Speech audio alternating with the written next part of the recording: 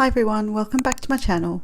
So today I have a lawn fawn sweet friends I couldn't remember and I've just looked at it, and I for the sentiment, and I've also got a Cricut cut here from the Sweet Treats Cricut cartridge. So Mum, you have this cartridge too, and you can totally do this if you've got an old expression or the baby bug.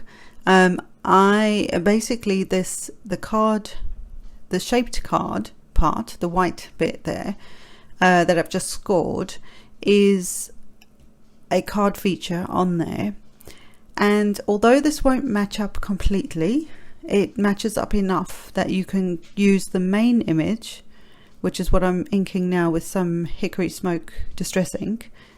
You can create the whole main image with all its layers, and it will pretty much fit on the front of the card feature card base. Awesome. Just when you're cutting it out, obviously on Design Space you can kind of manipulate the sizing a little better, but when you're using it on a on the baby bug or the Cricut Expression 2, I think, if that's still around, you'll just make it the same height.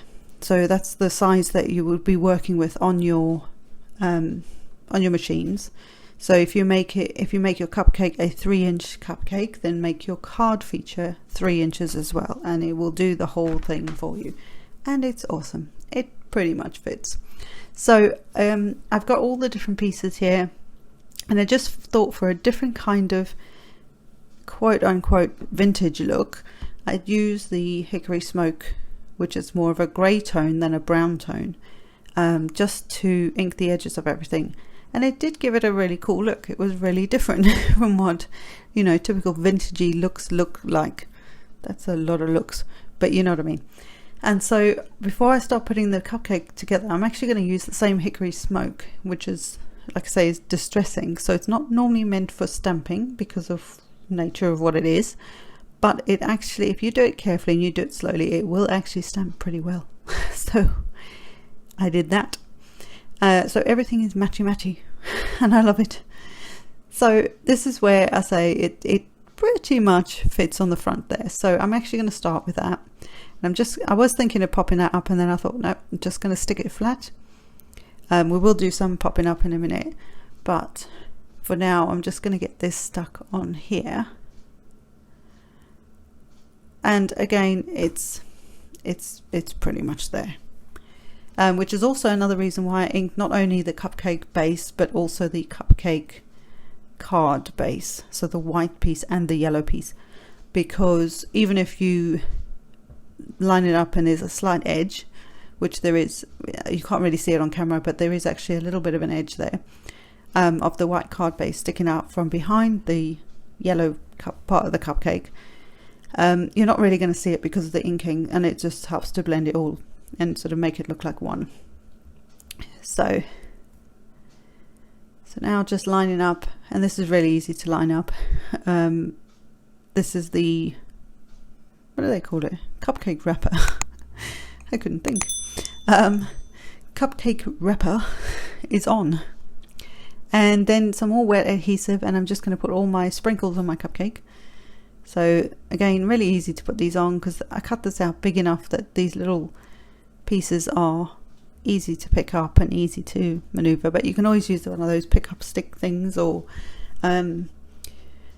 my embellishment wand thing, is that what it's called, is actually like the one that a nail salon would use for those teeny tiny little gems that they put on those fancy nails. That's actually what I use. It was cheap and I could find it pretty easily, whereas sometimes when you try and find a lot of the products like that that are made for like the craft industry, it's quite hard to find some of them sometimes.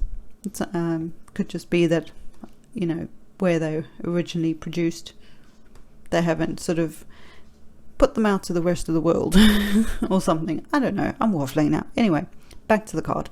So I'm putting my little flower on. Now on the yellow piece it did show you guidelines as to where to put that flower, but I just put it where in the shape, in the way round that I the orientation that I thought it looked nicest for me. but you can do what you want, obviously. And I popped the whole thing up, including the center. And then I'm using some gold rush, I think that's what it's called. I missed it in the thing, but basically it's like it's the Nouveau crystal drops in like a glittery crystal drop, but it has a very slight gold glitter in it, and it's almost pretty much clear. So when so it's not like the white blizzard one, so there's more of a gold tone to it, but once it dries, it still dries clear. You can still see, I mean, you can see on camera there, you still see the purple sprinkles through that, but I just thought it made a little bit of, jazzed it up a bit. And this is where I'm going to whack it. And the reason I'm doing this is to just level those, the crystal glaze, not crystal glaze, the crystal drops out a bit. And then I'm using a shimmer pen, which is also a Nouveau product, and I'm just going over the whole center of the card, and you can see that it has a lot of shimmery, sparkly kind of thing going on. And then I'm going to cover it with some crystal glaze, which is much thinner than glossy accents. So I did nearly have a whoopsie when we turned this card sideways and it sort of started to move, almost like it was going to drip off the center of the flower. So make sure it's flat when you're drying it, but when that dries and it loses that milkiness that it's got at the moment, it will look stunning, and it does, and it's one of my favorite things. If I haven't said it already, I have, because I love it. But it's so pretty when it's done, so when it's dry. So I hope you've liked this. I hope you try and give the Sweet Treats cartridge a go if you have it, and try some shaped cards, and I will see you next time. Bye.